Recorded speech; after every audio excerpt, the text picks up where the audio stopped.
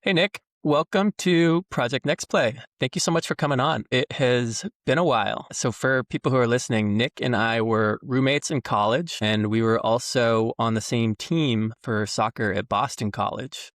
And Nick, the last time we spoke, you were in Barcelona. Where are you now? I am in Omaha, New Zealand. Not Omaha, Nebraska. Yeah, it's like an hour north of Auckland and nice little beach town. We've had a family spot here for a while.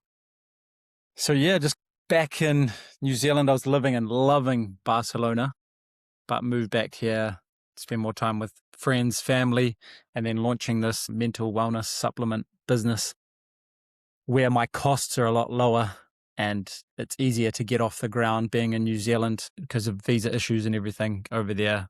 So yeah, just to really reduce costs as well and have more fuel rather than being over in Barcelona and kind of not having enough money to kind of invest in stock and everything. Nice. So what is the new business? What's the supplement?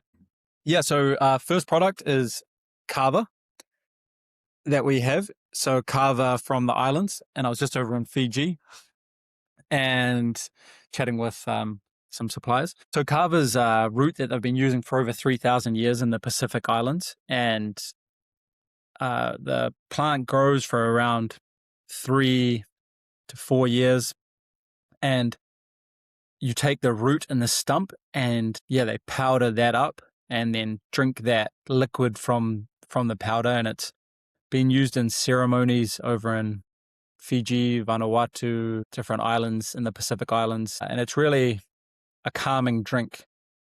Yeah. It like numbs up your mouth, right? Yeah. It tingles your mouth and lips. And yeah, it's becoming really big in the US, Australia, New Zealand for being a really good alcohol alternative. So you can get that relaxation. Helps to bring down cortisol if your cortisol's too high, help to reduce anxiety, stress at the end of a busy day without the alcohol. And so you can wake up without the hangover. Alcohol, affects your sleep negatively. This can help to improve your sleep. So Nice. The one time I had Cava was in San Francisco, and it was on a night out, and it was suggested by like a friend's boyfriend who was from Hawaii. And yeah, that's interesting. So, like, cortisol is a byproduct of stress, right? So it reduces cortisol, reduces stress. Is that kind of the theory? yeah, so there's one, I'm not sure the exact studies on it, but yeah, just having a look before about how it can help to reduce cortisol and anxiety, stress, but basically, yeah, works on the GABA neurotransmitters, which is similar to alcohol, but it's like a different way it works on those neurotransmitters. And so it's more works with your body rather than alcohol can be quite abrupt and quite like rough on your body, whereas this is a bit more smooth. So yeah, there's over 300 Cava bars in the States. Yeah. Now, yeah, it's the biggest marketing angle is that one for people wanting to drink less alcohol. And I think a lot of people drink alcohol just to unwind at the end of a busy, stressful day. Yeah, definitely. When I think of beer, like I enjoy a beer and or two, and I think of it like when I'm done surfing, like in the parking lot, hanging out, like it's like a great end of the day drink. Like my girlfriend and I, when we're done with work and we're sitting at the table unwinding, chatting, have a beer. And so this is like your alternative to that. Totally, man. Yeah. And I remember I was flying back. I was doing my old work, the Wim Hof method. And I was coming back from Norway. I did a workshop up in Norway and I was like craving a beer. I was like, I'll have a beer on the flight. It's been a busy workshop over there. And I had a beer and it was nice. Like the flavor's nice. I still like to drink alcohol as well from time to time to the taste and the feeling. But I noticed like my legs got a bit more crampy Mm-hmm. and my body just didn't feel as good. And it kind of wasn't like the hit that I was hoping it was going to be. And yeah, so I've started to prefer having Cava instead of alcohol because I know I can get that like relaxation, but then the body doesn't feel all the negative impacts that can come with alcohol. Yeah, alternative. And a lot of people are going towards zero alcohol or less alcohol. Like we have a store in Ocean Beach where I live that is a non-alcoholic alcohol store. I don't know what I would call it, spirits, but they have like elixirs. All of the stuff in there, it's non-alcoholic wine, it's non-alcoholic elixirs as alternatives to hard drinks, and it's for creating essentially cocktails that are non-alcoholic or having beers that are zero alcohol. I was really interested in it. If you were to walk into it, you would think this is a store. It's a package shop or something like that, and it's not. And so is everything in there non-alcoholic? Everything's non-alcoholic. When I say non-alcohol alcohol store, oxymoron, but it feels like anything you would expect for walking into like a liquor store. It's just everything in it is a non-alcoholic alternative. I think that's where it's probably heading more and more. Just one quick question, and Shoot, maybe this will just get chopped out. But is it loud? I've got like some rain and the doors open. Maybe I close those. I can sort of hear it, but to be honest, I bet it's probably fine. The AI stuff ends up like cutting it right out. Okay, maybe I'll just close it a little bit because Okay, you want the sound to be. Okay, I think that's where it's heading, man, with just more and more. I know a lot of younger people aren't drinking.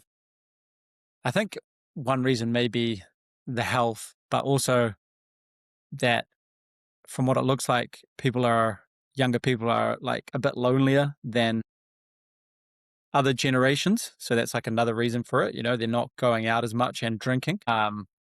Which is kind of like, because I thought, oh, okay, maybe it's because they're doing it for mainly health reasons, the younger generation, but I think it's also because technology, phones, being on those so much and not going out, socializing as much and yeah, drinking. But yeah, it's overall good trend, drinking less alcohol. definitely. Yeah, I was surprised. I have a group chat of these guys who I went to high school with. They're all older than me, though. I think they were seniors when I was freshman, and they just happen to live in the town I live in now. And so I hang out with them a good amount, but they were the ones who actually were talking about it. And, they're all dads now, mid 30s, and they were really excited about this non-alcoholic option. So I think it is definitely younger generations. Like it seems like all of the Gen Z or whatever the young generation is are really into non-alcohol or not drinking any alcohol. But I think it's permeating through millennials and our generation too. For sure. Yeah. Yeah, it is. I'm curious. So you were in Fiji and you were sourcing Cava. Like, what is that like? Yeah, so I found a really good Cava supplier originally when I started, but I just thought, okay, I need to go over and really focus on the product and just learning. And well, there was a risk that I was only getting it from one supplier. And so I needed to look for different suppliers because if one supplier just, for whatever reason, stopped selling to me or had issues, then my whole business would be done. So I was like, yeah, I need to fly there and really learn more about Cava too, learn the issues going on with supply, just get the feet on the ground. And we went and explored. I went and explored a Cava farm. And it was pretty crazy because it's not something similar to how, you do like broccoli grows or silver beet or another farm like that. It's these like thousands of small farmers. And this one I went to, it was like a 2-hour drive, and an hour and a half of that drive was just through this road that was like pretty dodge up into this super remote village in the middle of Fiji.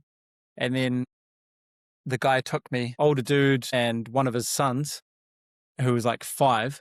And we walked for about 2 hours, crossing rivers on a little bit of time on a horse, just like traversing mountains and going in and out past like a bamboo forest to get to where they plant the farmer, to the Cava, and to like the best spot where the soil's like grows really well for Cava. And yeah, man, it was just interesting that the lengths they go to grow Cava in like the best spot is pretty full on. But yeah, the price of it's just going up and up. So I don't know if it's a supply. They've got, yeah, real low in supply. How big is a Cava plant? Is it a tree? What is it? Yeah, so it's in like the pepper family, and they're kind of like start off, you chop the so you just get like the roots and the stump, and then you chop that top part of the leaf plant off. And so yeah, it might be like small 1 year. I went and he had like, oh yeah, those are like 1 year, 2 year, 3 year, 4 year. And so they kind of just get bigger and bigger. Probably to like the biggest size were like a bit taller than me, but you don't have any of the like leaves or stems because they can be poisonous and not good for you. So you have to like cut below to just get the stump and the root and then plant it all again. So it's not like this fruit tree or something. Yeah. Got it. So when they're ready to harvest it, they take up the whole plant and then they have to replant a new seed or, Exactly. yeah. So they just take those stems they chop the top off and Yep. then take some of those stems that they've got to then grow it again. Wow. It That must doesn't have been grow such by a itself. journey. Got it. Yeah. That must have been such a journey. It sounds like you were out there. Yeah, man. Yeah. Totally. And it was so good to do, to really learn the ins and outs of it and like see the whole process, of the product that I'm selling. But yeah, went to a Cava bar too. It's been really helpful for me, Cava, just to help with anxiety. I've struggled with anxiety, overthinking. So it was cool to, learn more about this plant that's just been used for thousands of years in the islands. Imagine it might be pretty easy to wonder why the hell you're all the way out there. I mean, I guess Fiji's a pretty beautiful place, but you're going to great lengths to get to a farm, build a company. That Cava at the end of the day was kind of nice. Yeah, it was. It was, definitely. Yeah, just with the stresses of business, it's nice to kind of have that just to relax, unwind. Yeah. A little earlier, you mentioned Wim Hof as your old gig. Is that something that you're no longer doing? Yeah, not as much. It'd be cool to hear because I know you do it every day too. But no, it was amazing, man. I did the Wim Hof for like 2 years or so full time, and now I'm transitioned into doing this supplement business. But yeah, I did it, and I was living in Europe and just going around to different cities and sharing the Wim Hof method. So, how would you describe what Wim Hof is? I'd say it's a natural technique to help to reduce stress, improve resilience in your mind fast, like very quickly, and to get yourself back into your center instead of up in the mind thinking, to really drop into yourself more. And they're tools that are very effective and super fast. Like if you go into ice for 2 minutes, and then come out, you're just feeling way different. Like, have you had that before? Where I've had it on a number of occasions where I'm just super in my head, really overthinking something, and just go into that cold water, come out 2 minutes later, and it's like, doesn't matter as much. Yeah. Do you find that? I haven't done ice baths as much just because of access to them. Like I don't have an ice bath at home, and we are starting to, in San Diego, get like cold plunge shops. We have, I think it's called Plunge, is like the new business on our main street in Ocean Beach. And you can go there. They have ice baths. It's a community place. It's maybe similar to like a yoga studio. But I have at different times woken up with a cold shower every day. It's not something I do at the moment. And then when I have had access to cold plunges, whether it's just like at a river that I'm by for a little bit when I'm camping or something like that. I was in the mountains this past summer. I was in Montana and we were up in the Alpine. We were, really high up camping, like just below the tallest peak in Montana. And there's this alpine lake that's filled with glacier water, freezing cold. And the end of every day to jump in that for 4 minutes was like so cold, but the best feeling ever. The way you're describing, being brought to the present definitely feels like the right way to describe it. Totally. So what were you doing up there? Just like hiking in that? Yeah, I'm really into getting into the outdoors. Like I love camping, I love trail running, I love hiking. And so I have two friends who are really into it and both totally capable of doing longer overnight excursions into places that are, pretty remote. And on this trip, we were actually bringing two of my other friends who have never really camped very much with us. And so we were just north of Yellowstone in Montana in the Beartooth Wilderness. And we just hiked up to an alpine lake and we were there for 2 nights, and we set up a base camp, and then we just hiked around to different spots, different lakes, basically just hung out. Amazing, man. Yeah, I think the nature, it's so good. I want to do more of that too. It's just, I feel like there's phases of life where sometimes, like now I'm in like a super business work phase, but yeah, I yearn for that nature and I need to do it more. Like just seeing the stars, that fresh air. And it's good when you're with a few mates, eh? And Yeah, you can just speak a bit of crap, have a bit of fun. little banter. Yeah. And just have a bit of a, it's so therapeutic. Yeah. Yeah. I'm a firm believer that there are different periods in your life where you're building something, and it's totally fine to immerse yourself in whatever the building is. And usually those periods are stressful, whether that's like starting a new job or you are starting your new company or something like that. And what I've found for myself is I can really focus for like 6 weeks. Like I can put like 6 weeks of solid focus, energy that is consistent. But once I usually hit that like 6 week-ish mark, I start to kind of lose that focus. And for me, the best way to get it back is to just like take a weekend and unplug and go camp in the desert. And that's, kind of the closest thing I have in Southern California, or go on a big hike or something like that to just totally reset. Yeah. And I think it's super powerful as well, doing that for your mind too, just to recalibrate. Yeah. I need to book in my next nature trip. Yeah. I mean, New Zealand has incredible access from what I hear. Like you have everything in terms of different biomes. Like you can go to the desert, you can go to the mountains, you can be in the jungle, you can get to the ocean. Yeah. Yeah. Yeah. There's no excuses. You can surf and ski in one day. Yeah. Mm. I haven't done it, but there's incredible hikes, especially down south. There's a root burn track. We've got some great walks. And yeah, the root burn track is one of my favorites. It's just on another level, all different terrains on that track too. And there's even hikes where you can go up and hop in hot pools, natural hot pools. Wow. I've done one of those where you just hike up and then we got there at the end of the day and then boom, just hop in these natural hot pools, seeing the stars around like the mountains in the middle of nowhere. And the thing that blows my mind about all that is that it's free. As long as you can get there, Yeah, it's like in general free to do. And so totally. I find just so much pride in being able to get their part. Makes it very sweet. Yeah, I feel like, and what do you think about this? I feel like there's gonna be quite a big difference in like people just really being naturalists and pushing away hard from all the technology and robotics and AI. And then there'll be like people that are in a balance, doing a bit of both. And then some people that are just ready, game over, fully locked in. I reckon there's going to be a massive push to people being just full nature. I hope so. I think it's going to be interesting and weird. You hear stuff about like Neuralink, Elon Musk's, company where they put a computer in you somehow and that sort of stuff. And I think that that's going to happen more and more. And there's not really anything you can do about it. But I agree. I think there's going to be people who push the other way. And I don't know. My theory is that the people who push the other way are going to probably get left behind, but there will be some beauty in it. And I definitely feel pretty tied to nature. It's not something I want to give up. Yeah, totally. Yeah, I hear what you mean.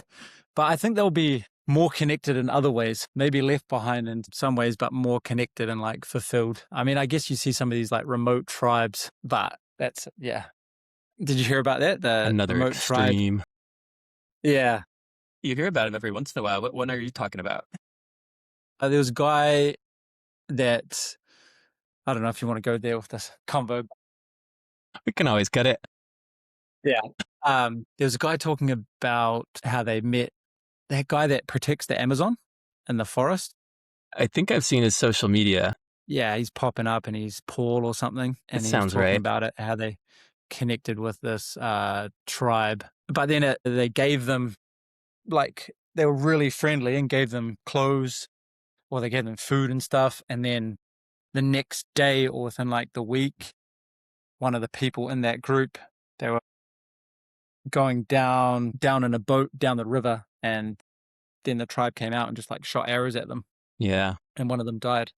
Um, Gnarly. I remember watching a movie in middle school. I don't know, maybe high school. And it was the same thing. It was like a tribe that was sort of starting to become modernized. They had, made contact with people and had, modern people, and were starting to get clothes and farm and that sort of stuff. And similarly, I think they ended up killing one of the people from a nonprofit who was working with them. And I don't know all of the details around, why that might be or why that happens often, but it seems complex, right? Like you're opening Pandora's box, right? You go from no technology to what we have today. It would, be pretty hard to understand. yeah, yeah.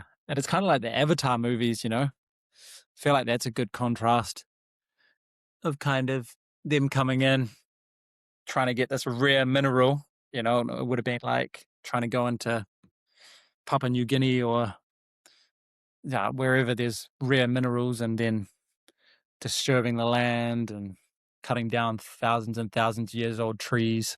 I think that is kind of the history of it. My understanding is that from the rubber trade in like the 8th century or whatever, that a lot of those jungle tribes were turned into slaves. And to escape, a lot of them went into the jungle. And a lot of them have, refused to come to society even 100+ years later. That's still something Wow. that is pretty relevant.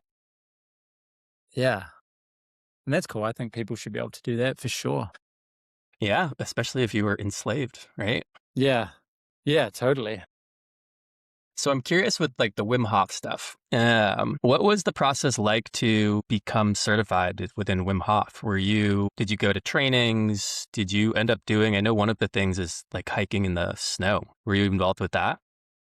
Yeah. So they changed that, I think, to being level 2. You could only do that. So they had different levels. I've changed it now. But when I got into it, I think when it first started, Wim was like pretty loose Yeah. and just like, hey, come stay at his holiday home in I'm definitely saying that wrong, Poland. Poland. And yeah, you just kind of wake up and it's like whatever he wants to do. But then when I got into it, it was like more structure, and, we studied for a few months leading up to it. We're going through, practicing every day on your own, doing ice baths, getting up to 10 minutes. And I did like over 2 of those, real, real cold water. How cold is the Are you water? in our workshops or just like in Poland? I guess in the workshops, maybe both. Okay. Well, in Poland, I went, yeah, it was bloody freezing because the water's moving. And when water's moving, it's like Yeah. even colder. And so that was, I don't know, the degrees, it would have been under 5. But it feels way colder because there was snow around and that water's moving, and it just like your body doesn't get that thermal layer around you. Hmm. But then in the workshops, they didn't really have like a set temperature that you should have it at. We always tried to have like a decent amount of ice in the tub. So the visual aspect of looking at the ice and like going into ice, you're overcoming that. And I started probably having it more at like 2-3 degrees, 2 to 4, for a long time when I first started doing the workshops. And then I slowly started to like increase it a bit because I found a lot of people were doing it first time and it doesn't have to be that cold, So then I'd kind of like increase the temp. Make it a little more inviting. Yeah, because then I didn't want to scare people off. They do it once at 2 degrees and they bear through it, but Yeah. then they just like don't come back to it. It's like, When you went to the workshop, was your intent to become a instructor, or were you doing it more for just yourself? yeah. So no, I started in 2016 doing the Wim Hof method.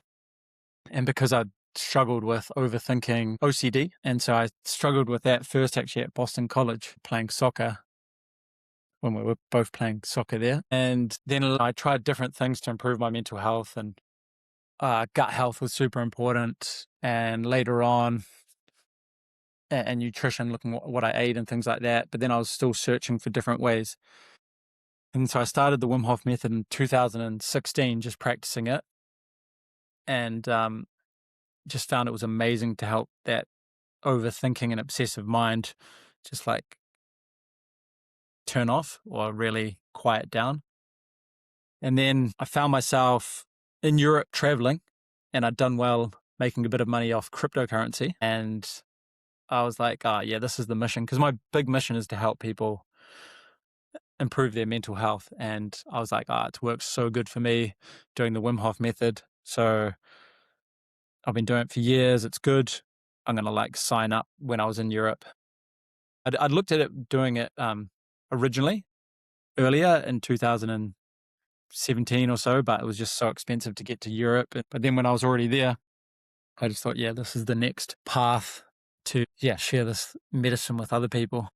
Got you. So you had found it already. Wim Hof was a part of your life, and then eventually you signed up for the instructor course. Yeah, exactly. Exactly. Got you. How did you get into it?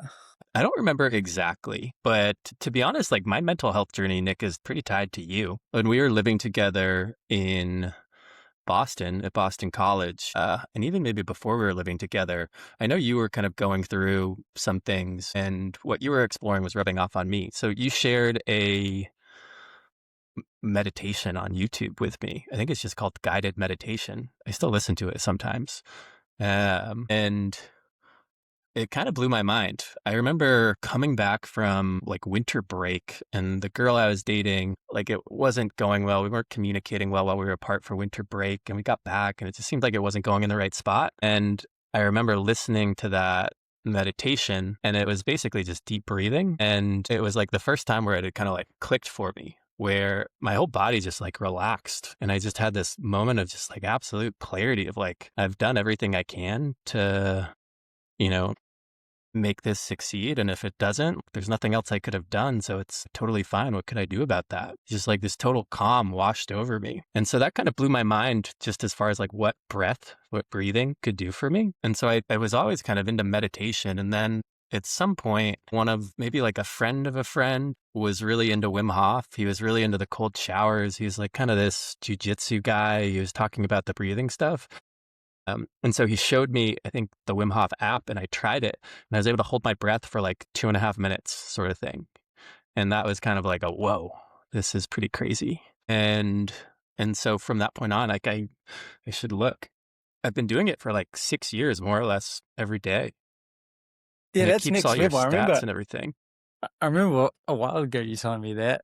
Have you found though that you don't get as much effect as when you first started doing it, or are you still getting the same effect? I don't think I do it as well as I used to. But the way that I remember breathing when I first got the app, or maybe I was even just like watching a video of him on YouTube, I remember breathing in a different way. Right now, it's just kind of like more or less 40 breaths in and out, pretty quick, not pausing at all, and then holding my breath. And I do it 4 times every day. And yeah, I'm looking now. I've had 2,085 breath sessions, which totals 92 hours, 18 minutes. That's next level. And so it's one of those things where like I really notice it when I don't do it. And I like there will be days where it just doesn't fit in. And I just forget to do it because I wake up and I'm on to the next thing. And I really notice it in my day, just as far as like patience with others and like critical thinking, all that. Yeah, totally, man. Me too. If I don't do, I've got a set of things that I know work really well for me, and it's just sticking to them, full bore for me. Working out, I got this like swimming here in the ocean. Yeah. Yeah. That's like, that brings me to another thing, I guess, that you taught me, which I still kind of keep pretty centered to how I go about life, is just deposits in the bank. I don't remember Nice. exactly when you shared that. I think it was through like an Instagram story, but that's why I think about mental health. Like each thing that I'm doing, it's kind of like general hygiene, it's like brushing your teeth or maybe making your bed or doing your laundry, like little things that aren't fun, but when you don't do it, you notice it. And so each little one is a deposit in the bank, and those things compound. Compounding interest. The Yeah. eighth wonder of the world, is it? What Warren Buffett or someone said. Yeah, totally, man. The depositing into the bank. And I think health is so important. And often, it's like you could be the richest person in the world or whoever in the world. And if you don't have your health, what's like the one thing that you want? Help. You could, exactly, you could have everything. But if you don't have your health, then like yeah, the one thing that you're wanting is health. And I think it's just so important to have a wellness routine, or what, it's different for everybody, what works well for everybody. But I think there's some core staples of deposits that you can make that you're like the 80/20 Tim Ferriss, what's kind of the 20% that's going to give me the 80% of the results. And um, sleep, food, working out, nature, water, just making those deposits so that you can, yeah, have that good health. I think it's a general good trajectory that we're heading in, with more people focusing on their health and wellness. But I do think we've got massive amounts of problems with mental health in the world. So that's why it's awesome you're doing your psychology degree, man. It's like so needed. I hope so. I mean, I think it's one of those things where, like, similar to you, I want to try and be helpful. And I think mental health for me is something that you don't really realize how big of a role it plays until you start paying attention to it and taking it seriously. And I guess when I look back on, and I'm curious, like, what your experience was, when I look back on growing up and sports and those sorts of things, like, that was kind of my outlet for mental health, to go and play soccer and be a part of a team and get exercise. And there's definitely an ego aspect too. You win a lot and all that sort of stuff, but there's not really like a vocabulary around that. There's no one saying, you're dealing with your mental health in this way. And so I think what I've discovered through this podcast is that for a lot of athletes, once their sport starts to slip away, they start to lose that mental health safety net. And so then all of a sudden it's kind of like, well, what do I do now? And I guess what I found was that having a vocabulary was something that was really helpful, like understanding what exactly, like being able to put words to how I was feeling. And then by having words that described how I was feeling, a lot of times there was, ways to resolve those feelings. And so for me, a lot of that has come down to like talking to friends and family and having like good relationships that go beyond just surface level conversation. A big one is still exercise. I've been running every day. I'm on like day 32 of a run streak right now, which has been awesome. And then that breath work and meditation. And, that doesn't mean that I don't get stressed, but it definitely means that I feel like I have a good safety net and a good baseline for just, general, I guess, contentment. Totally. So those are your key things: the working out, breath work, talking with friends and family. And what was the other one? Working out, breath work, talking with friends and family, I guess meditation, deeper conversation. Yeah. I guess I think like, especially when I was playing sports, I would never talk about how I was feeling with anybody. I would just get out how I was feeling on, the soccer field. And so once I stopped playing soccer, it's kind of like, I have all these thoughts that I'm not working through in the same way. And so for me, I had to learn how to talk about how I was feeling, whether that's with my fiance now or with my parents or with good friends. There's definitely people that I trust more than not, um, but yeah, it's kind of like if I'm not feeling particularly well, then one way that I might be able to feel better is just by like talking to somebody about that, and, maybe just sharing it makes me feel better. Not necessarily that they offer a solution. Yeah. Yeah, totally. I hear you. I felt similar at school, at university, Boston College. That's when I started first having my struggles with mental health. And it just came on like real fast, because I was going down this like super spiritual route and enjoying the meditation. And there's a period I wasn't having alcohol there. And then I was just like meditating before going to like Macklemore, when Macklemore concert was on. Yeah. And like another, I think the end of year do. And I was feeling amazing, but I had cannabis. Cannabis was a big one that, I don't know if it opened doors or kind of brung out. I think I struggled a little bit with OCD and like family and stuff too, but it And brung out more. that's kind of one of those, like, you were what, 22, 23? About that, yeah, Yeah. 22. Yeah. I think weed is one of those things that if you have a mental health disorder like OCD or something like that, like weed can really bring that to the forefront at that age. Like that's when those things start to actually show themselves, it seems like. And so that makes a ton of sense. And to be honest, I actually remember smoking weed with you in the back of your apartment when you were living with Murph and Ager, I think. Oh, okay. I don't remember that one being a bad time though. I remember having fun, but I wasn't sure if you just weren't sharing or something like that. Or was I quiet at that time? I don't remember. I remember having fun. And to be honest, if I remember correctly, it was when you walked me and a couple of other people through livestock mimicking nature. Oh, I think I remember that. Yeah, that's right. Oh, and I was full on like real into it. I think You I were was like showing us the truth. Yeah. next level, like, yo, this is going on. I think I might have annoyed my roommates a bit. Oh, there. Yeah. Yeah. And I was looking at organic foods and wondering why these normal fruits aren't called sprayed on. And then the organic ones are like have a special label. I was so confused about that. It's like Yeah. you go to the grocery store and then these are just, that's like an apple and this is a banana. But then over there in this like different Special section. sections, like Yeah. organic banana. And it's like, well, what about if you just go sprayed apple, sprayed banana, and then normal banana? I don't think it Yeah. would be good for their business, the non-organic stuff. But yeah, man, the cannabis uh, really brought out that OCR. I didn't struggle with it too much growing up. I remember doing some funny little things. But yeah, I had some bad trips, and then it was just, I was in a real bad place in my last semester at Boston College, and didn't talk about it to like hardly anybody.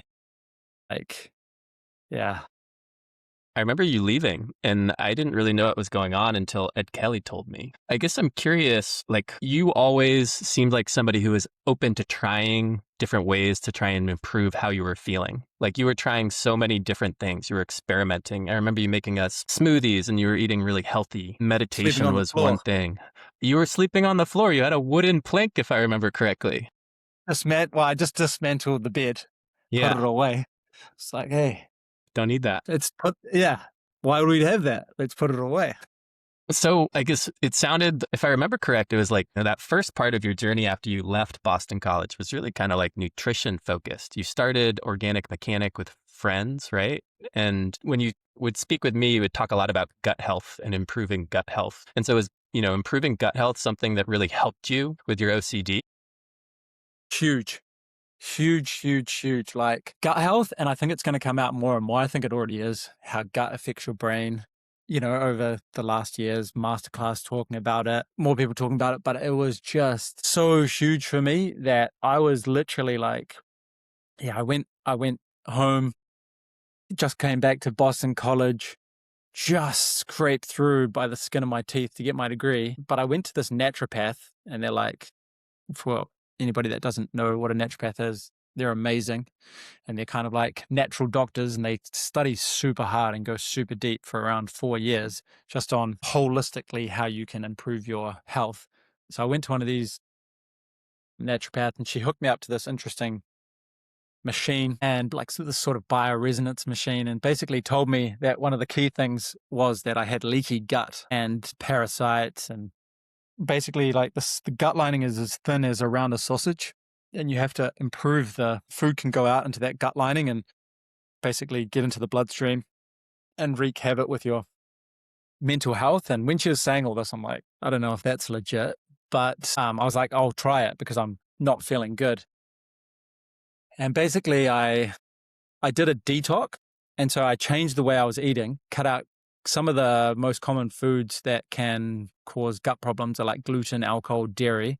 So she was like, cut all of those out and then eat fruits, vegetables, and do this. I'm a big believer in detoxing as well. I think the body already does a good job of detoxing, but it can't handle all of the stuff that we're throwing in it these days of pesticides, of just, there's so many foreign things that we're putting in it. Doritos, like the body doesn't know what a Dorito is. It knows what like a tomato is, but then even that tomato might have had sprayed stuff in it, let alone you look at the back of a package of a Dorito and it's like E26. Like if you can't understand the back of the package ingredients, trimmer, helba, huba baba, like just all these random ingredients, your body's not going to be able to either. And so I did this detox and it was like colon, intestines, liver, just basically different herbs and stuff. And in that time as well, transformed my diet to really eating super clean. So having a break from eating what I was eating, cutting out the potential foods that were causing gut problems, detoxing to get rid of, to help the internal organs work better, the colon clear out. We can have a lot of like crap stuck in our colon, and then healed up the gut lining, L-glutamine and probiotics, and it just honestly changed my life. Wow. Literally changed my life. Like I was really in a bad space and, having suicidal thoughts. I didn't have a plan, but I was really struggling with thinking I was a bad person because I just had all of these like unwanted thoughts that that I was trying to push away. So I thought I was like this terrible person. And because I was trying to push away these thoughts, you know, and because I didn't know how to handle it, especially when I was at Boston College in my last semester. And Carl Jung talks about, a famous psychologist, like the more you resist, it persists and grows in size. And I was really just trying to push away. I remember going for a run, just trying to like run away from my thoughts. And yeah, That's just that's coming back in worse. That's kind of what, exercise is really good for dealing with stress and that sort of stuff. But it is kind of what you just described. It's almost like running away from thoughts. And I think exercise can also turn into something that is maybe a sadistic sort of practice where it's almost like self-punishment for people as well. Could definitely be. Yeah. Yeah, I think exercise is amazing, but I was using it in a way to try to like run away from thoughts. Like it was not the smartest idea because it just like made it worse. You can't run away like that from your own thoughts. But gut health, yeah, man, next level. Would you describe like the detox and that sort of stuff as kind of like eating whole foods? Like rather than, Yeah, yeah, you're eating things where whatever the food is, it's a cucumber, it's an apple, it's not a, fruit slice that has been turned into a Dorito. yeah, exactly. You don't dig up like cans of Coke out of the ground or like pick, Doritos off a tree. Yeah. Um, like it's, fruits from the planet that you pick off the fruits and you dig up the vegetables and just whole foods that your body understands and that nature has provided. It's like the outside of the supermarket going into those. I also did this taking pills and stuff of herbs to really help, which I think is great too. But I think if people don't have the access to, or don't want to do like a herbs detox as well, just hardcore switching to like how many times are you eating McDonald's? How many times are you like just kind of taking a look at what you're eating day to day and how much is coming from a packet with a whole bunch of ingredients and how much just has like one ingredient. Tomato. What's in a tomato? Well, the ingredient is tomato, and it's got all Yep. these vitamins, minerals, nutrients, and everything. But I think that's such a big one for people's mental health, I the totally food. What do you agree. think? I totally agree. I like for me, I would just say just general well-being as well. Um, Yeah. My fiance and I have been cooking a lot more recently. I switched jobs. I guess I got laid off last summer. The old job was a lot of relationships and entertaining and going out and, going to the office. And it was a lot of like eating prepared foods, going out to eat and that sort of stuff. And I felt really terrible. And so Yeah. I would say since I've stopped working at that job, it's been a lot more staying home and making meals. And, we're truly cooking. We're, making our own sauce and pasta and meatballs. And, I don't know what else we're cooking, but all sorts of good stuff. And I would say like my general just like feeling within my own body is like night and day from 7 months ago. And your mind? Mind is clearer as well. And I think part of that is also just like more exercise, less travel, less stress. Like I'm not as stressed in the work I'm doing now. But yeah, I think diet is huge. Diet is a massive piece of that too. Yeah. And they've showed it too. Like the Mediterranean diet's great. And that's Yeah. one reason I love living in Spain because, they're going to have the longest living people by 2040 more than Japan. And so just being in that environment where, if you look at wellness, I'm like kind of focusing on the mental wellness, but it's like holistic. Yeah. Wellness, how you feel in your body, your mind. And they're definitely doing something right over in that side of the world with Italy too. Sardinia is as a blue zone, some of the areas in the world where they have the longest living people, and just eating those whole foods, olive oil, a lot of good real food, not as much sprayed and processed. I think they're pretty strict in the EU compared to the US and probably New Zealand as well, with the sprays and pesticides and keeping their food more natural. Like you can look at ketchup in the US, maybe it's changed now, and the EU, and they will have like different ingredients. Say Heinz ketchup, no high Yeah. fructose corn syrup. There's a lot going Yeah, on with that right now around just like what is capable of being sold in Europe from US companies and whatnot. I know that's all kind of playing out, as well as just like I guess a revolution of, what's going into our food in the US. yeah. I think Kennedy's doing a great job there, in my opinion, of getting people to eat more clean, real food. Maybe a great job with that part of it all. I don't know about Right, overall though. I saw a quote of right. him Yeah, like talking about how he used to snort cocaine off toilet seats on a podcast. oh, really. That's not the best. No, Um, that's not ideal.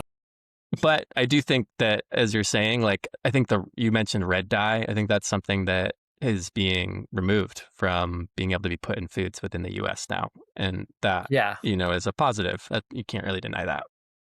yeah. That stuff's all. I don't know exactly what else he's doing or talking about, but I like the specifics of trying to get the food. And it's hard to argue with that too. Like the food system, right? Just get that cleaner, less sprays, less food dyes and yellows and all the numbers and stuff in the food. It's just yeah, Not not where good. it's at. I'm Yeah, curious as I guess you're going through your OCD was, I guess, maybe presenting itself, and you were having suicidal thoughts, and you started to get your gut health, and that was being really helpful. But you also mentioned, running away from your thoughts, literally. Were you able to find somebody who you could just share that stuff with, talk through that with someone? yeah. I did. I found it's good, and it's good to. And I think like going to see a psychologist and psychiatrists are great. It's kind of like just going as a PT, Hmm. personal trainer Yeah. for your mind. I didn't really know how to handle it, but I think the best for me with OCD was doing like more of an ERP approach and exposure response prevention, like a form of CBT, cognitive behavioral therapy. And so getting it off my chest was good in terms of, hey, this is what's going on. That was helpful, definitely, just to be like, people be like, "Oh, I have those thoughts too, but I just don't like dwell on them." I was like super dwelling on them. So I think that was an amazing step. Like my brothers, my mom, a few other people, good mates, and that. And the psychiatrist actually was pretty quickly like when I started telling her some of the thoughts, she was like, "Oh yeah, it's OCD," and I was like, "Oh nice," because it was in Boston. I remember the psychologists at Boston College were like super busy, real busy, and I was like, "Oh shit." And then I went into a psychiatrist.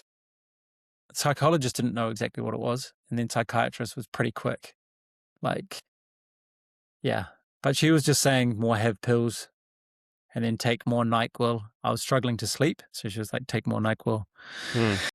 But I think what worked overall best in terms of psychology wise was like accepting the thoughts, the more energy that which sounds like bizarre to accept like some intrusive and unwanted thoughts, but that's just what normal people do. They're not like have a weird thought and then try to get fixated over it. They just like let it go. They're like, oh, that was a weird thought. So you got to try to do that. And also, a lot of people talk about, accepting the voice within your head and that it's not necessarily you. Yeah. You have this like companion that's narrating your life and it's telling you all these different things about what everything means that isn't always correct, right? And so Yeah. it's like a separate narration as well. Yeah, totally, man. Yeah. Acceptance of your thoughts and that it's, not necessarily you for sure. It's a tough one though. I think it's a process, right? I mean, it's one of those things where it's like, it's not like it's ever fixed per se. Yeah. Yeah. I find I'm pretty good, but I still can get unwanted, intrusive thoughts and go into that. But I find I can handle it way better if I've slept well, if I've done some exercise, if got out, not spent all day just staring at the screen, breath work, ice bath, just these tools that like are in my toolkit. Like you're a builder having a toolkit to build a house, but it's like you're building yourself. And yeah, so I found that's been super helpful for me is just like knowing what tools work and just doing them consistently. Yeah. Yeah. It's that mental health hygiene, right? It's like I see them as just like synonyms for brushing your teeth and making your bed and all that sort of stuff. Mental health isn't necessarily easy. It's something that you got to take care of. Yeah, it's not like you have a broken leg and you're like, okay, go to the hospital. Hey, everybody, I broke my leg. Yeah. It's a more different one, but I feel like it's heading in a good direction of more ways coming out that we can improve it. Yeah. Did it feel good once the psychiatrist told you, oh, this is OCD to know what it was? Was that kind of like a aha, like finally I, know what's going on and I have words to put to this? Totally. I think it felt really good because I was like, oh, I'm not losing it. I'm all good. But it's just, I'm struggling with this. And a lot of people struggle with that. So yeah, it was helpful. But then I also think trying to, once you've got a grip of it for myself, trying to like not hold on so much to that label and be boxed in to like, oh yeah, you've got this. Because I think beliefs play such a big role in your life and how you feel. And if you really believe that you've got this and it's with you forever, then you know that that just mindset piece can play a massive part. Yeah. Trying to, I guess, unwind from it a little bit. Have some control over it, I would imagine. Yeah, it may be controlled or just try to that it does that. I think it's like malleable the mind and your mental health, and you can rewire things and like really reprogram and stuff. Yeah. Which is all true. Yeah, yeah, and the more you believe it too, then it's like even more true for you. Yeah. I You think think? belief, well, I think that it's factually true that you can rewire your brain and, your brain is essentially senses, right? It's neurotransmitters and, seeing, it's hearing, it's processing all these different senses that the body is intaking. And then, there's different substances that can change the way that our wiring is made up, drugs. And then I think there's also, I guess, a substance could be a lot of things. It could be food, et cetera, et cetera. It could be alcohol. It could be, a hard drug. And then I think belief is another big piece of it all. I think since I've started this podcast and this kind of journey, I feel like I've sort of been exposed to this world of mental health on social media. And it's interesting. There's like a whole, I guess, industry of like people working with former athletes and helping them transition to whatever their career is next. And like everything is so focused around performance and selling you stuff and that sort of thing. And I guess I've just kind of I guess I'm rambling now. I don't know how I'm going to tie this back into changing yourself through belief, but I guess Oh, no, where you were going was good. well, I guess I've been surprised by it. And I think it's been interesting to see how people try and be involved with, I guess, well-being and mental health. And a lot of it is like selling people a package or a product or something else. And it doesn't necessarily all tie back into just kind of trying to be your best self for the sake of being your best self. If that, Mm. Yeah, it's not holistic. yeah, I guess like it's all kind of performance branded. It's, Right. perform at your peak so that you can conquer the world or you can make the most money. You can be incredible within your career versus just being happy for like happiness sake. Um, And I guess when it comes back to just like belief, maybe the way that I'll tie it back in is like you see people like a grandma who, isn't doing any of the stuff that she's being told to do she's having her glass of wine and she's around her family and that makes her happy. And that woman lives to be 100 years old. She's not doing any of the stuff that's like a part of Whoop, which is like the wristband app that tells you, how well you're sleeping and all these other things. I guess I truly believe that if like you believe that you're happy, like if you are content, if you believe that maybe it's not even that you believe, it's that you're not worried about the stuff that you might be doing wrong, that plays a big role in general health as well and mental health too.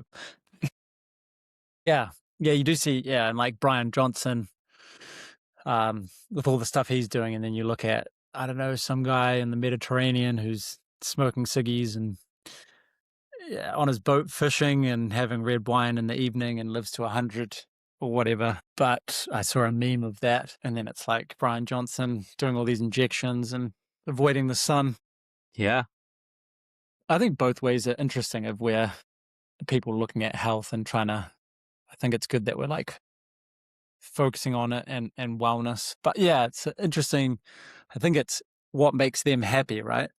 I think both work, it's whatever Yeah. works for you. It's not that there's Yes. anything wrong with both, I guess I would say. But I think that that belief plays a big role in that guy who is smoking cigs and out in the sun. He believes he's fine and he's embodying that. And maybe it's working and maybe it's not. There's a really good TED talk about a woman who she's a psychologist. I think she's like a PhD. I don't think she's a psychiatrist. But she focuses around just general health, mental health. And her TED talk is all about stress. And she was telling people for the longest time to just avoid stress. And then the study came out where it was about if you take two people who are in the same environment and the same level of stress, the person who doesn't believe that the stress is harming them and sees it as like an opportunity for growth doesn't end up having any of the negative side effects of that stress. There's no increased risk of dying early because of stress. Whereas the other person who's worried about it and is trying to, do all these things to become less stressed because they're worried about it, they, take on the negative aspects of that. And so I think that's just another great example of belief playing a big role in it. If you see opportunity within stress for growth or for, personal enrichment or whatever it is, however you sell it to yourself, there's a lot of value in that. Totally. Yeah. And your perception. And I think some stresses are really good too, like that perception piece, but also how small doses can be really good of a eustress, like a positive stress, like going and doing the sauna, doing the ice baths. If you did an ice bath and you weren't Wim Hof or one of these other world record holders and you did it, you fell on the ice or whatever, and you're in there for 30 minutes, or 5 or whatever, could be very dangerous. But if you're prepared and you know how to go in and you're, done some slow breathing before and you're kind of, what you're getting into, and just that short bit of stress can be amazing for the body. Yeah, with fasting, working out, exercising the body. Uh, yeah. And then I think that's an interesting one, that perception. When you got Do back you to mind if I just go to the toilet real quick? go for it. Yeah, Yeah, I cool. am too, Cheers. actually. Okay, sweet. Hang on, hang on. Yo. Sorry, I Yeah, was just chatting no with worries. my mum as well. Mom's back. She's back. Nice. Well, I was curious to learn like what it was like coming back to New Zealand and kicking things off with the organic mechanic. That was awesome. And I think it ties in a bit with having a purpose. And I think that's really important for me. And I feel like a lot of people too with their mental health. I my purpose for a long time was like football, Hmm? soccer. Yeah. And and then that kind of falling through and then something else opening up was amazing. And having this purpose of, helping other people improve their health and overall wellness with good mates and my brother was awesome. Even though, I was really struggling at points with my mental health, it just felt really fulfilling, like we were helping others. And I think I just know how bad I felt when I was like really at my lowest. and then helping other people if they're at that point, or, maybe it's not OCD, maybe it's just some other part of their health that they're struggling with. And if we can improve that, was awesome, and as well as like feeling good myself by eating good foods. But yeah, Organic Mechanic, we basically had a little smoothie shack, and feeding people not many people were doing it at the time, and other smoothies were kind of average. Maybe they were putting milk in it, or just other processed ingredients. But then, it was just like a green smoothie, and we had other ones too, like a protein with cacao, blueberries, and it was just so tasty. Like, we were making some real tasty food smoothies that had real ingredients just from the planet Earth. And then we did a healthy combo, tried to upsell people to do you want a wheatgrass shot with that? So instead of people getting fries with their burger, do you want a wheatgrass shot with your smoothie? And so we were chopping off the wheatgrass. And then to top it off, we also gave free hugs. You didn't even have to purchase anything. We just had a sign there saying free hugs. And sometimes it was like, I think branding and whatnot, it was good overall, and obviously good. We didn't do it because of that. We just wanted to give some free hugs. But sometimes we'd all just stop what we were doing, and there was like somebody that wanted a hug. And maybe there was like a line of people waiting, and it's like, oh, no, we just like, maybe it was just one person giving the hug, or like all of us just coming around and like stopping production while there's, a line of people waiting and a bunch of other people waiting for the smoothie. That But sounds it was good awesome. fun. Sounds Yeah, rad. it was good fun, and just educating people about health and wellness. It's very cool to see, or I guess hear about you still being within this space. Like, I remember being in the dorms at Boston College, and you were chatting about like, why do people have to go out to the bars and get drunk? Like, what if we could have a alternative where people are able to go out and they're eating really healthy foods and they feel positive about that, and they're able to go home and the next morning they don't wake up with a hangover? Like, why isn't that an option for people? And it seems like Organic Mechanic was a first step, but the Cava business you're starting now is, an extension of that too. Yeah, totally, man. And that's just a big purpose. I've also had my own struggles, and then I lost my brother. He was 29. He was 2 years older than me, and his name was Jason. And Jason was involved in the Organic Mechanic as well, right? He was involved in the Organic Mechanic, and just like, yeah, one of the founders with one of my other good mates. And we lived together, worked together, growing Organic Mechanic. We got into kombucha early on, I had kombucha on tap at festivals and bars. We had some good kombucha at bars. You were pretty early on to that too, like that was Yeah. early days kombucha becoming a thing. Yeah, man. Yeah. We were early on to it with kombucha. And I remember going to the States and trying GTs. That's good kombucha. Huh. But yeah, and getting that out to people. But he struggled with OCD and psychosis. And This is your brother. yeah, this is my brother, Jason. Mm-hmm. And so I just have a really big purpose as well to, this brand now, Calmava, is like a mental wellness supplement brand, and focused on helping people feel calm through food supplements. And yeah, it's just a big mission from him passing away in my own struggles and wanting to do something positive while I'm here. Obviously enjoy life and everything, but leave the world a better place. Yeah, I think food and supplements can play a massive role in that. Obviously it's like mental wellness is a huge spectrum, and there's like a lot of spokes to the wheel, talk therapy, sleep, trauma. It's a whole big thing. If I can play a good part in one of those aspects, then I think it's a good thing. It's awesome just receiving positive messages back from people about Cava. Yeah, it's a pretty great purpose. And I'm so sorry to hear about Jace. That was a while ago. I think we've maybe caught up about it once before, but that's of course terrible, losing a brother. But to build something with such a purpose out of it is a really beautiful thing. Yeah, totally. And using that for fuel too, looking forward and like, what positives can I make? Yeah. You mentioned like the organic mechanic being like a really awesome purpose when you lost soccer. Maybe not lost, but when you were done with playing soccer. Was that something that you consciously thought about? Like, were you kind of like, oh, I'm not playing soccer anymore. I'm looking for a purpose, or was that just like a not a happy mistake, but you get what I'm saying? I think it was like, in my case, there, a bit of a, had that point, just kind of a bit lucky that that happened. And I kind of got really interested in that because I was still really enjoying football at that point, and I still enjoy football. Do you still play? I think it's I was playing a little bit in Barcelona. I don't do Really? I run a little bit, but I just got to be careful with my knees Mm-hmm. because I've had the 2 knee reconstructions, but it's so much fun. But I think later on, actually, because I've had dreams as well of like Really?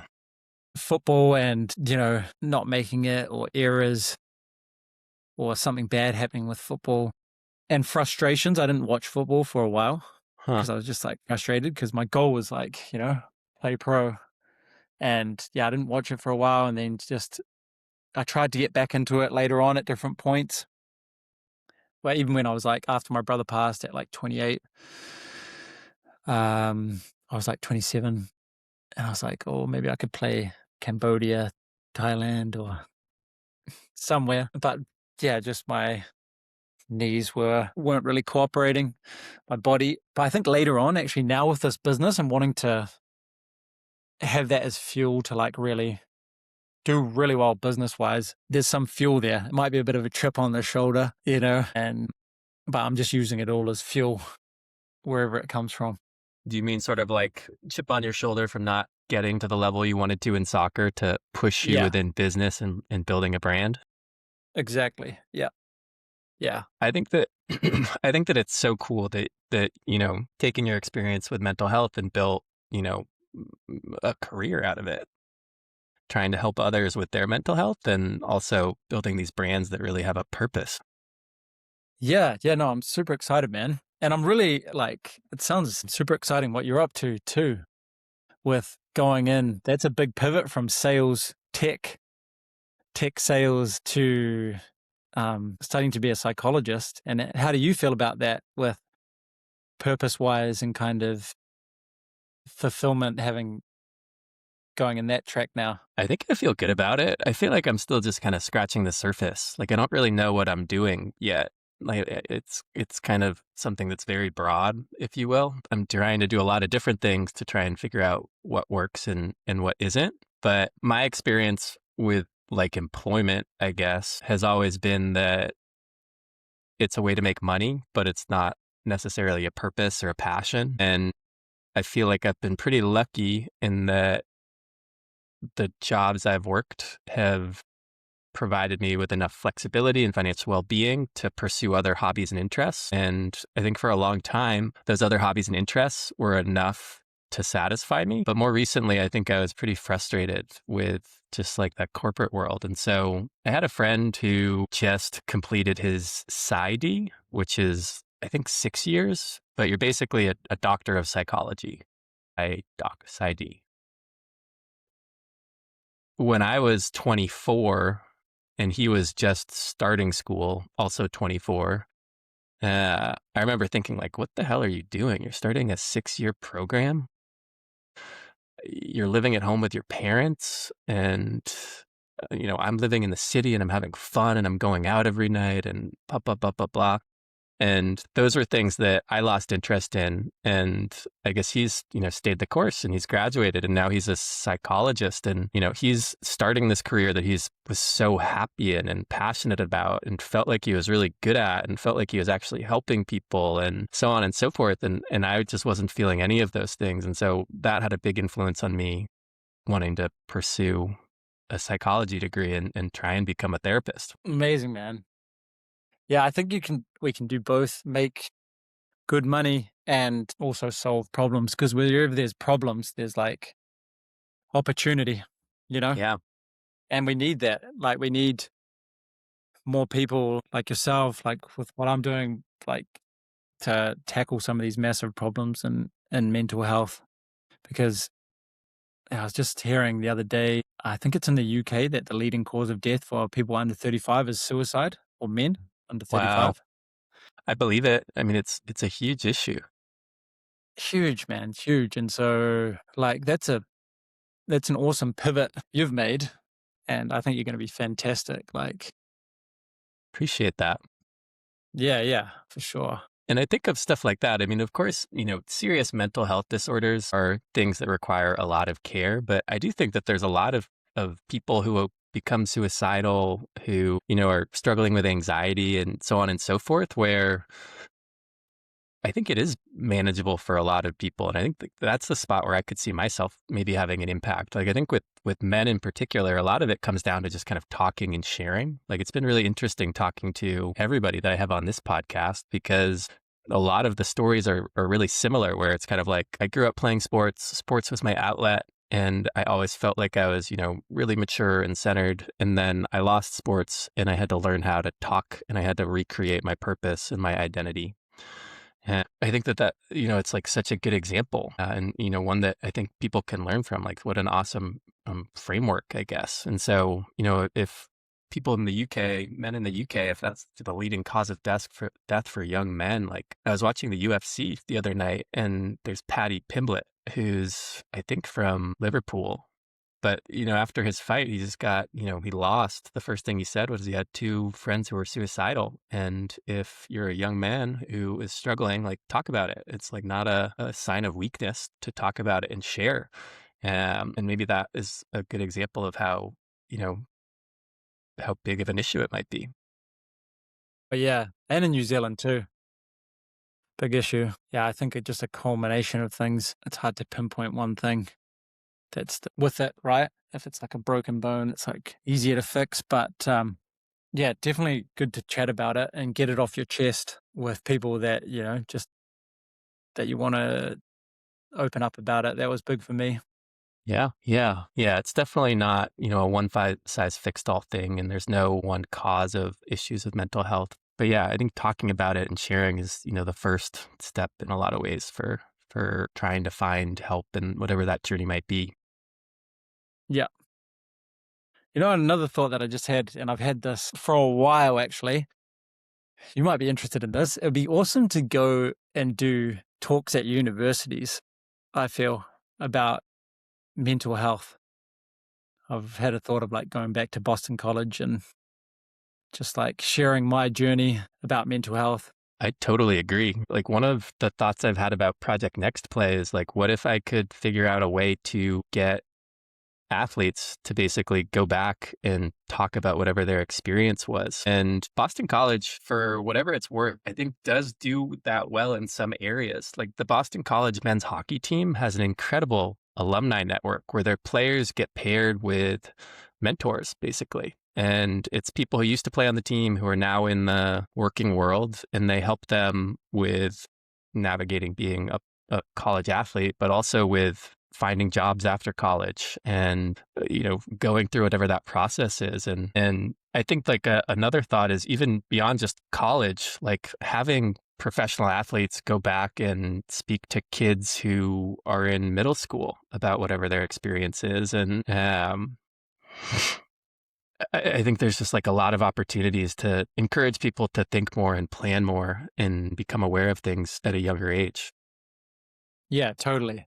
So I didn't know what was happening to me back then. And I'm sure there was a lot of people at that university and then also a lot of other universities that, you know, are like, oh shit. And they don't talk about it with anyone. They're like, oh, this is just happening to me. I'm losing it. And then something tragic might happen. Yeah. Cause I didn't feel like I could talk about it to like the team.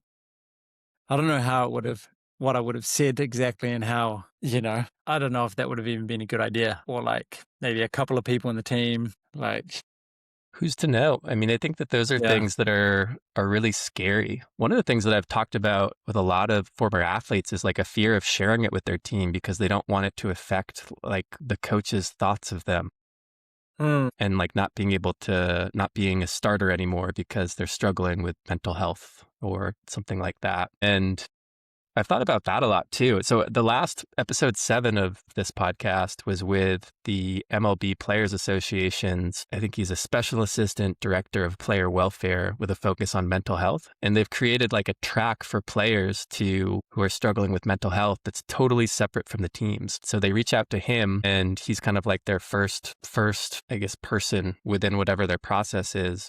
And he is a certified mental health and wellness coach. And so he'll chat with them about whatever they're going through. And then he has people, psychologists, psychiatrists, and so on and so forth above him that if it's something that's too serious for him, he'll loop them into. And he said something, he's like, it's, 2 or 3% of people who come through this process will end up actually speaking to a psychiatrist. But I thought that was pretty cool. They've created like a process that feels very lightweight. It's not like a huge, scary step for somebody to talk and share about however they're feeling. And he said most people really, they just end up talking to him and they'll set a meeting, every week or 2 weeks or 3 weeks, and they'll just check in and they'll be able to chat about whatever they're going through. And if it's something that, again, is more serious than that, they have that option to get better, more serious treatment. But for most people, it's just talking about it makes them feel better. And to me, that kind of highlighted that maybe they don't have anybody to talk with about this stuff, or they don't feel safe sharing that stuff with their inner circle for whatever reason. I think that that's awesome. I mean, I think like why can't Boston College have a process like that? Maybe they do. Yeah, I remember you could like go see a psychologist or a therapist at school. And I did that once or twice. But as I say, it was like super booked up, real busy. And they didn't really, well, for me, maybe they helped a lot of other people, but like pin the nail on the head, pin the nail on the donkey, tail on the donkey. So I was going to the psychiatrist that was really helpful. But I think having somebody that you can talk to is important, that it's not super busy, and you can go back to them multiple times. Yeah. Yeah, and having it for the sports teams, I think, would be super helpful because there can be a lot of pressure that we put on ourselves with sports. I can imagine with the pros, playing for an English Premier League team. 100%. MLB, yeah, like Harry Maguire, he would have gone through, He's such a good that's example. He's come through it, right? Yeah, super strong. It's like, it would be amazing to learn what he's learned and like, that performance just for resilience. He'll write a book someday. Maybe he already has. I don't know. But I felt so bad for him when he was going through all of that. I don't know if you remember all of the stories, but like he had a great first year. And then there was some weird thing that happened while he was on vacation, I think. It was like in the summer while he was on vacation, he was in Greece and he got in a fight at a bar where he like said he was defending his sister, but he was the one who ended up getting put in jail. And I felt like it was like after that, he wasn't really playing very well. And then all the fans got on him and the social media, like people were saying horrible things to him. He was making so many mistakes. It was terrible, but he's come through it. He's been such a valuable player in the last year, like the last season and a half. And I mean, he was stripped of captaincy as well, right? Like the just like ruggedness, the resilience just is incredible. Yeah, and I love that resilience and what I want to learn more of too. And I think the ice bath really helps with that because you're putting yourself in a stressful environment and you're having to like breathe through it and calm your body, and I've found that it helps to increase going into an ice bath helps to increase your stress resilience, cross-related stress resilience. And yeah. Is the logic with that, or is part of the logic basically that like that's the hardest part of your day? That's always was my sort of take on it. It was like, if I can do this, I can get through anything else in my day. This is going to be, getting over the anxiety of getting in and then breathing through what I'm experiencing in the cold. Yeah, I think there's a few like awesome elements to it. One is that, yeah, it's super difficult and you're going in and you're doing something difficult, but purposefully going in and like staying relaxed. And that's a key thing to like breathe through it and relax into it instead of like fighting against it. And so you're training your body, your mind, your breath to stay relaxed in a stressful environment. And so that can help in other situations. And then also yeah, if you can go into an ice, you can, better deal with your boss yelling at you or whatever. Yeah. But also on a physiological level, you're boosting your dopamine up, your noradrenaline, your dopamine by like 2.5x, noradrenaline by over 5x. Noradrenaline helps with energy, dopamine with focus, motivation. Um, and so on a physiological, it's like on a few different levels, you're really helping yourself. Yeah. And then you pair it with sauna as well? I actually just prefer more like just the cold, but I like the sauna too, especially the one where you put the water on the hot rocks, instead of like an infrared sauna. But I'm also just do the cold, and more recently, just going down when it's winter, cold water, getting out into the sea, getting out into nature, and just going in there for a dip, couple of minutes, maybe a bit longer. It's been amazing for, my mum's found it really helpful as well. So yeah, I usually just do it by itself. Ocean always makes me feel better. Yeah. Kayla and I have like we'll be looking at the ocean and should we go surf? Maybe it looks okay. Sometimes it's not the best. And we always say, you always feel better if you go. So Yeah. usually we Just get do. in there. Yeah. Yeah. Do a couple of paddles, and yeah, surfing's a great one for that. Just getting out there, paddling around, even if you don't catch anything, just seeing the shoreline. Yeah. I mean, what a wild uh, thing to get to do to go hang out in the ocean, waves. It feels so alive. And then if you can actually catch waves, Cherries on top. I have like Yeah.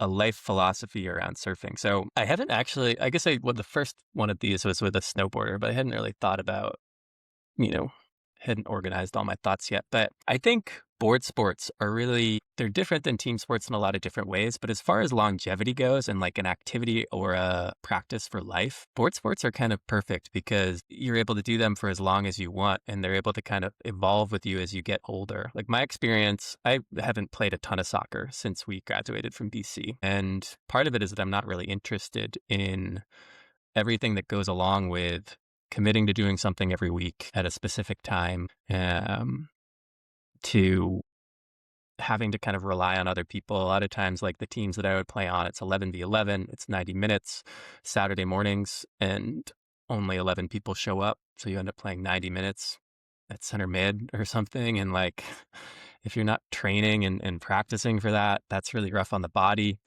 But with surfing and snowboarding and skiing and skateboarding, even being something you can do on your own time, it can kind of evolve with you. So you can do it as you get older. Yeah. And I kind of love that. Like it's something that I plan to do for the rest of my life.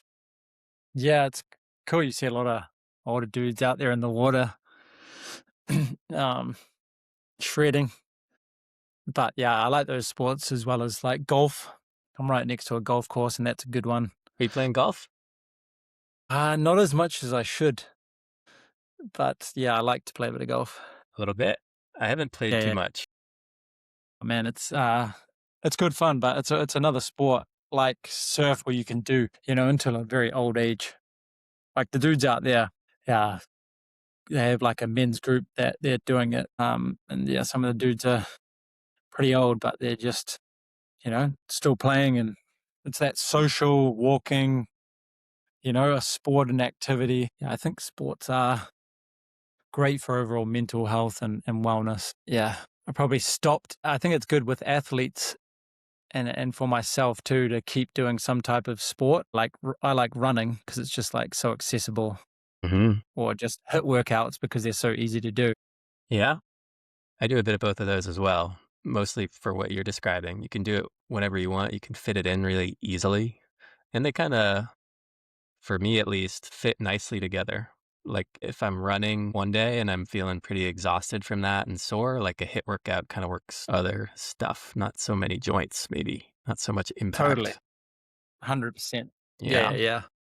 I think the sports thing is really important too, especially like for me, what I've found is like, I'm not necessarily, or I guess I think that my life is kind of organized in the same way as when I was playing soccer at the moment. Like I still dedicate so much time to surfing and getting better at surfing and enjoying my surfing. It's just kind of like I've shifted to this other thing now that takes that place. But I don't think I'm really like living in a different way. I'm just doing different things How many times are you out like in the waves? a lot. Like if it's like though we've had an incredible January where like beautiful weather. It was like 70 degrees every day and it was, 4 to 6 foot, 4 to 8 foot, good size waves, consistent. I was surfing every single day, Dang. sometimes multiple times a day. Usually in the morning, like before work, or are you when you?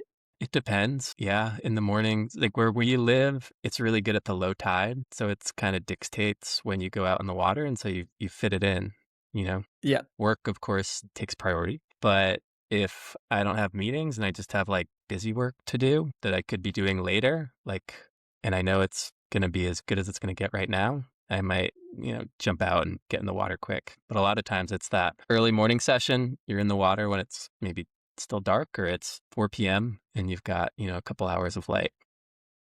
Yeah. Oh man. Yeah, I want to get round live next to a surf How far are spot. you from the ocean now? Super close, super Yeah. close. But it's just the waves aren't like I lived in Bali for a bit and the waves were just so much more consistent. But Yeah. it's hardly any ever waves here. But I have a vision of a bit of land with fruit trees, cold plunge, sauna, forest, and then like be right on a surf break. Same vision. There was a few people I think that have that because I saw some AI photos. You might have seen them too pop up, and Maybe. it was just like a lot of things that I was wanting as well. You know, surf Gotcha. break, their cold plunge, sauna, workout area. I was like, damn, I could nice. live Other there. people are onto it. Yeah, so Michaela she's finishing up a PhD. She studies marine acoustics, so whale sounds. Wow. So she has 1 year left, and now I'm going back to school. And we've been trying to figure out, what we want to do long term. Where do we want to live, so on and so forth. And uh, there's a lot less options when you have to be next to the ocean around consistent surf. Like we thought about going back to the east coast of the U.S. It's good there like once every 3 weeks, and it's wind swell, and it's where we live in San Diego, it's pretty consistent, and so we feel pretty lucky. So we're here for at least the next few years now. But all of a sudden, if you're committed to surfing, the options of where you can be start to get pretty small. Yeah, where else would you go? Say, like anywhere around the world, where else would be like your kind of top spots? Within the US, it's like it's kind of limited. She's from Santa Cruz, and so I could see us moving back up to Santa Cruz, which is where her mom is, which to be honest, they probably have better surf than we do down here. I could see us staying here in San Diego, but then if we were to live anywhere, I mean, we joke about like moving to Australia. We joke about going down to Chile. We joke about moving to some island in the Pacific. We've been to Hawaii a bunch in the last few years, and every time we get off the plane, we're like, all right, we're moving here. How do we figure this out? Nice, nice. Yeah, Costa Rica, Costa Rica. I was in Costa Rica. You mentioned blue zones. I think I was in a blue zone. The Aso Peninsula, Nicoya Peninsula. the Is it? Aso, Asa. Awesome. Okay. I was at a place called Pavones, which is across the bay from it, but you're in the jungle. I mean, it's like beautiful woods and trees, so many animals. Like I was staying a little bit outside of the town and like I saw 4 different species of monkey from the balcony every morning and toucans. I saw a sloth in the tree right next to the house. It was Dang. nuts. Were you just down there for a holiday or? I was there for surf, yeah. It's like the second longest left in the world. There's one wave in Peru that's longer, but it's like over a mile long. It's when it's working, it's insane. And is it consistent? No, it's like only really works when it's big. Um, and so it's okay consistently, but it holds a lot of size. So like, 1 or 2 of the days it was like double overhead. It's big waves and it was working all the way through. I was never able to connect it, but there was a Brazilian guy who was there who was kind of surfing at all the same times and he was able to make it from the top all the way down to the bottom. I was able to make it halfway and then make it on another wave the rest of the way. Nice. Have you seen the Endless Summer movies? Of course. Yeah, of course. Number one with Raglan. Yep. That's a mint spot in New Zealand. They're gonna have and that is a the long. world tour is coming through this year. Oh, is it in Raglan?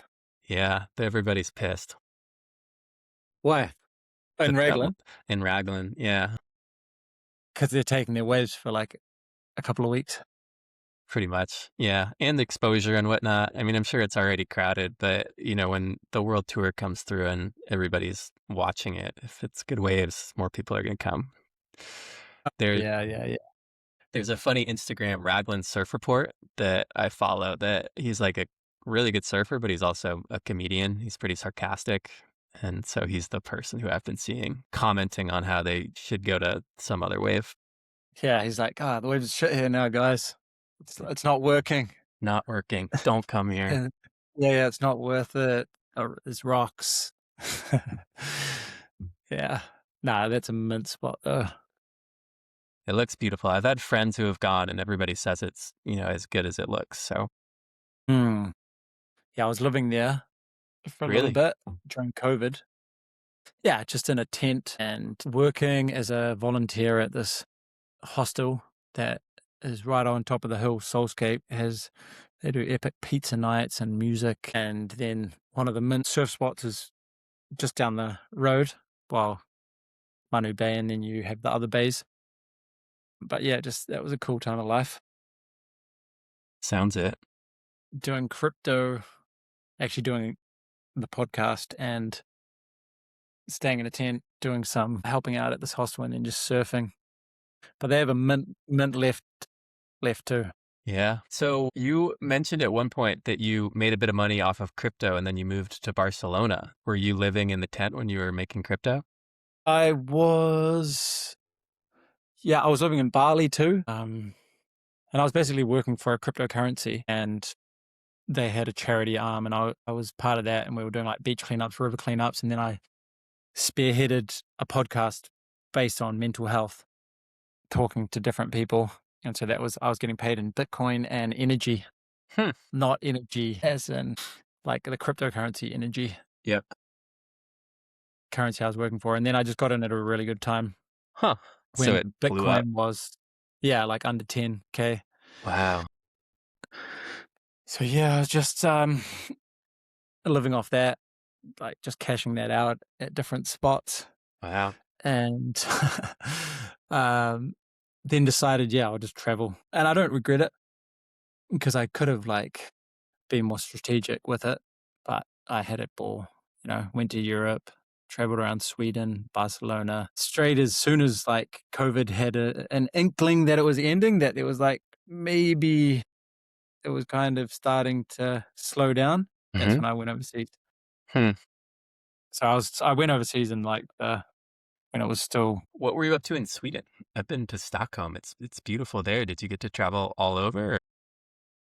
Yeah, I traveled all over, quite a few places, not to like the north, but I was planning on living there, having a work holiday visa and living there because they speak English really well out of all of the European countries, and I think they like maybe speak it or have the most amount of people speaking it.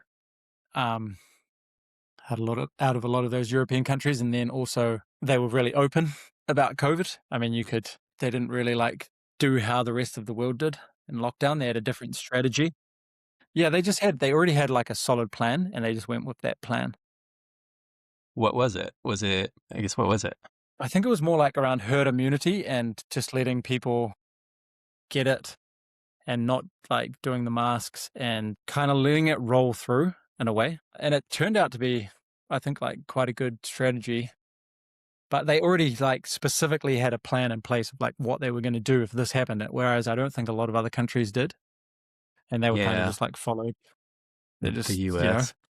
Yeah, I think everybody got locked in, and we all went with that route. But yeah, I have thought about that. What if we didn't mask up and everything else? What would have happened? Yeah, so that's interesting. I'll look into that. And then, so you're in Stockholm, but how'd you settle on Barcelona? it's just the spot. I had already been to Barcelona and before with my mum, and then I went back for a month in about 2018. No, not for a month. I went first briefly with my mum, thought it was cool, and then I went back during that COVID time for a month and just had an amazing time. and decided that I wanted to go back because I wanted to learn Spanish. It was good price. Sweden was like higher price, and I love the culture and expressiveness. And they do like, there's this massive study that they did that Anglospherin English speaking countries have like worse mental health in general compared to Latin speaking countries, or like those Latin countries, even though, and it kind of showed that like the richer country was like the worse the mental health, like there was like a correlation. I don't think it was like exact that there was a correlation, but it didn't show that like, Well, it doesn't the mean wealthier country. good mental Yeah. health. Yeah. Yeah. And so I love the culture around, you go to Barcelona, there's people dancing in the street. They shut down the streets just to have a party. A lot of people out exercising and expressing. And yeah, I just really enjoyed the vibe Were there of things it. that you could pinpoint that you think they do really well in terms of like a society that helps out with mental health, or things that you'll Yeah. bring back with you to New Zealand? Food wise, yeah, we're eating way more natural foods from the planet than more that Mediterranean diet. I think expressiveness of just not being so much in their like head as much, more in the body, you know? Um, if that makes sense. And on a societal level, there was some statistic, I can't remember exactly what it was, but they walk and cycle like way more than in the States. Hmm. And I was just for some reason comparing it to the States. I think that's what some good stats I had was, but it's just like they walk a whole bunch more Hmm. and cycle. So I think that's a big one, just creating cities where you walk and cycle a lot more, just you're forced to exercise rather than house to another box to another box. Yeah, And you never actually move the body, and like just walking is amazing, you know? totally. When you say So like, go ahead. no, I was just going to say designing a city like in Barcelona, it's really good where the pavements are way bigger. It's really, Yeah. I don't know. I imagine it's probably pretty good in San Diego. I actually don't know, but for like bike lanes, We're okay. prioritizing that stuff. Yeah, we're getting better. I Yeah. think there's like a revolution hat thing across the US. Boston's actually having like a lot of back and forth on this right now, where they're getting rid of parking on the sides of the streets so that there can be bike lanes, or they're getting rid Nice. of a lane of traffic so that there can be bikes, and encouraging people to bike, and like thinking about making certain sections of the city walking and biking only. And there's a lot of pushback around it, people who are really frustrated about it. And yeah, it's interesting to hear people. Keedy, Keedy. Keedy is the biggest Yeah, yeah, yeah. bike lane hater in Is he? Massachusetts. Man, I'm gonna have to have a word. Give him a call. Yeah. But everybody hates change, so I think that that's part of change is pushback. But yeah, it's interesting that Amsterdam's another city that's like that. A lot of people biking and walking everywhere, and it seems like overall people are more healthy there. I was curious, in Copenhagen. Yeah, I was curious, when you say like in the body, do you mean just like more flamboyant or expressive, or like what do you mean by that? Like they're not so much in their Yeah. head, they're in their body. Good question. I think like maybe as well, like in the present moment, more in the present moment. I feel like when you're in your head a lot and like just thinking, say if you look at like a kid and then they're just like super present and in the body and just like they're not, we go to school and then we get all these like into the mind with math and Yeah. this, and I feel like we go from a kid real present, and then we go into school and then we go more into the mind of thinking, and we just like become thinkers Mm. instead of like beers or like being in the body. Yeah. And so I think obviously it's good to think and stuff like that, but not all the time. And, when you're dancing or when you're playing football, you're not really overthinking it. You're just like, they're playing, they're in the moment, they're being.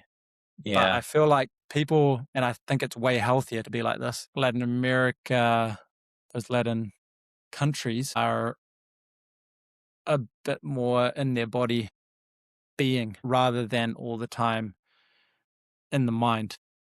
Yeah, I think that people, and I do this a lot, are a little too aware. Like you're a little too aware of what's going on. And so you're reacting, maybe based on what you think the environment needs from you, is maybe how I would put it, versus just like doing whatever comes naturally.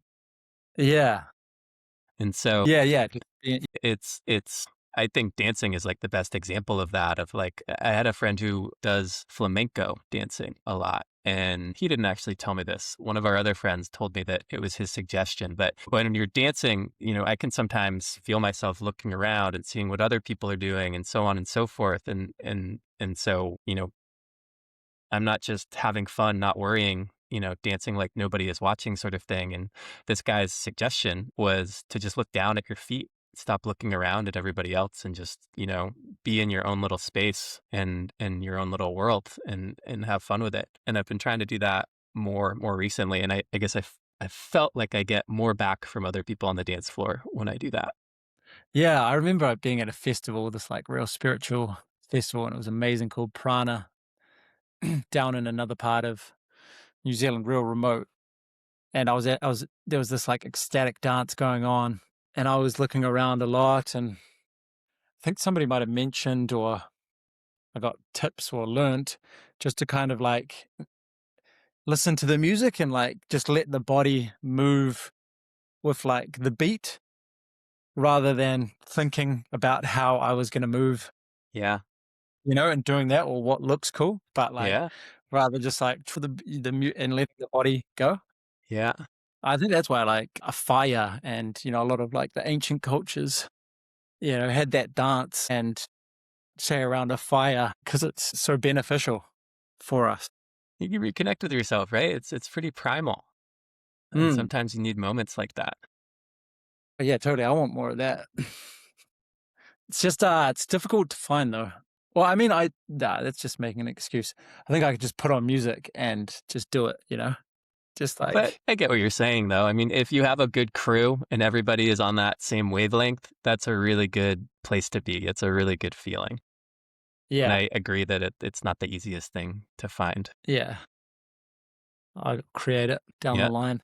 there you go. I got really lucky. One of my friends from I guess growing up, one of my oldest friends, one of the people who I was in Montana with, he went to school in California to a place called Claremont McKenna, and it's a small like liberal arts college. There's a bunch of schools around it.